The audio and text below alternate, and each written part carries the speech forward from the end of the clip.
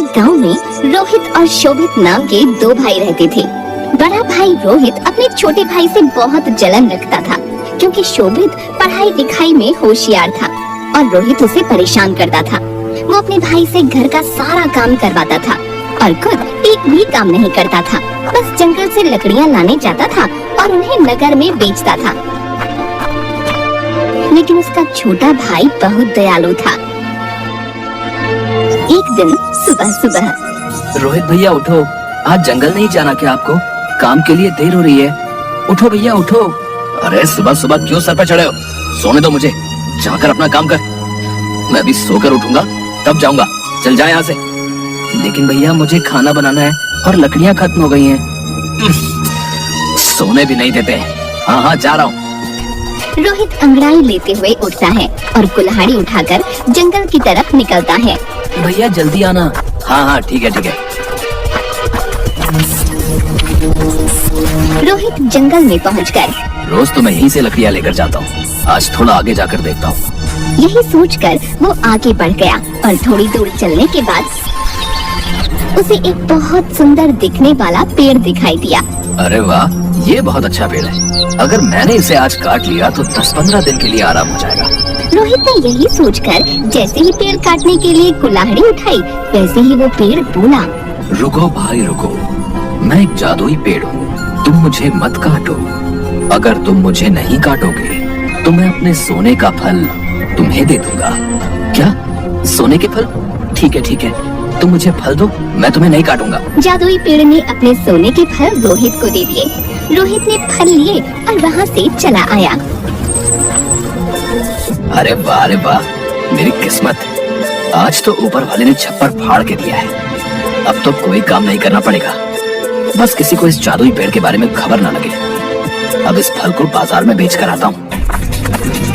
बाजार में रोहित जौहरी की दुकान पर जाकर जौहरी से, अरे जौहरी जी, एक बहुत कीमती सामान बेचने आया हूँ, खरीदोगे क्या? तुम्हें अंदर किसने आने दिया है? तुम्हारे पास कुछ है भी बेचने के लिए जो बेचोगे? रोहित फल निकालता है और जौहरी को दिखाता है। ये देखो जौहरी जी, है ना कीमती सामान? अरे ये तो सोने का फल है। हाँ, अब बताओ कितना पैसा दोगे?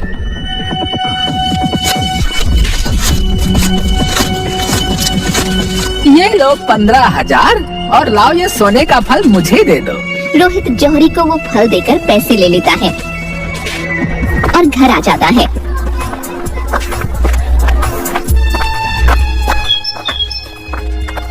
लेकिन अपने भाई को कुछ नहीं बताता। रोहित हर दिन एक फल जौहरी को बेचता। एक दिन शोभित अपने भाई से,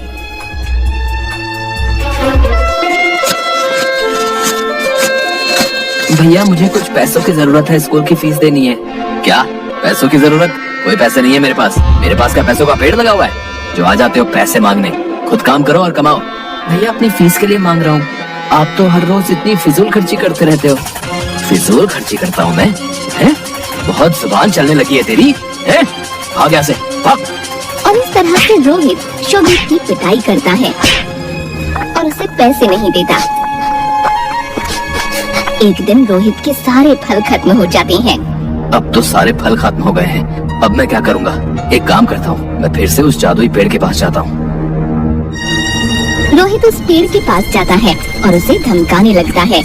सुनो जादुई पेड़, अगर तुमने मुझे अपने सारे फल नहीं दिए तो मैं तुम्हारी सारी शाखाएं काट दूंगा। अरे मैंने तुम्हें अपने सारे सोने के फल दे दिए और तुम ऐसा कर रहे हो?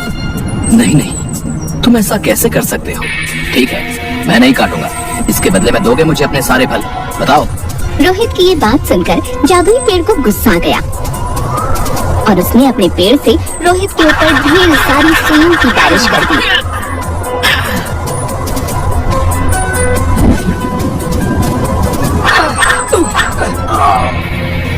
जिससे वो बहुत बुरी तरह घायल हो गया। अरे ये क्या कर रहे हो? बचाओ कोई, मुझे बहुत दर्द हो रहा है। इधर शाम होने पर शोभित को अपने भाई की चिंता होने लगी। शाम होने को है लेकिन अभी तक भैया नहीं आए। जाके देखता हूँ कहाँ गए हैं। इतनी देर तो कभी नहीं हुई भैया को। शोभित रोहित अपने भाई को ढूंढने के लिए जंगल की तरफ जाने लगता है, लेकिन उसे उसका भाई कहीं नहीं मिलता, जिसे देख वो बहुत परेशान हो जाता है और जंगल की तरफ आगे बढ़ने लगता है। बहुत दूर चलने के बाद उसे एक आवाज, कोई बचाओ मुझे, सुनाई दी। लगता है उधर कोई है। शोभित उसी तरफ जाने लगा जहाँ से उसे आवाज आती है और जाकर देखता है कि उसका भाई घायल हालत में पड़ा है। अपने भाई की ऐसी हालत देख शोभित रोने लगता है और रोते रोते कहता है, भैया आप परेशान मत हो, मैं अभी आपके शरीर से ये सारी सुइयां निकाल देता हूँ। लेकिन ये सब हुआ कैसे? तुम मुझे क्यों बचाना चाहते हो? मैंने तो तुम्हें बहुत परेशान किया है। जाओ यहाँ से। मुझे मेरी लालच की वजह से ये सजा मिली है। नहीं भैया, मैं आपको ऐसे छोड़कर नहीं जाऊंगा। आप मुझे परेशान करते हो तो क्या हुआ, आप मेरे भाई हो और मैं आपको बहुत प्यार करता हूँ।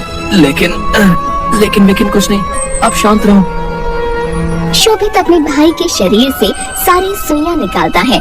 सारी सुइयों के निकल जाने के बाद रोहित ने शोभित से अपने बुरे व्यवहार के लिए माफी मांगी और बेहतर इंसान बनने का वादा भी किया। लेकिन भैया ये सब हुआ कैसे? रोहित ने शोभित को सारी बात बताई। मैं लालच में आकर इस पेड़ को काटने जा रहा था, जिसकी वजह से जादुई पेड़ ने मुझे ये सजा दी। जादुई पेड़, मुझे माफ कर दो। मुझे बहुत अच्छा लगा तुम्हारे अंदर ये बदलाव देखकर। अब तुम मेरे सारे फल ले लो। जादुई पेड़ ने अपने सारे फल उन लोगों को दे दिए और अपनी शक्तियों से रोहित के सारे घाव भी ठीक कर दिए। दोनों बहुत खुश हुए और घर आ गए। अब रोहित अपने भाई के साथ अच्छा व्यवहार करने लगा और दोनों खुशी खुशी रहने लगे।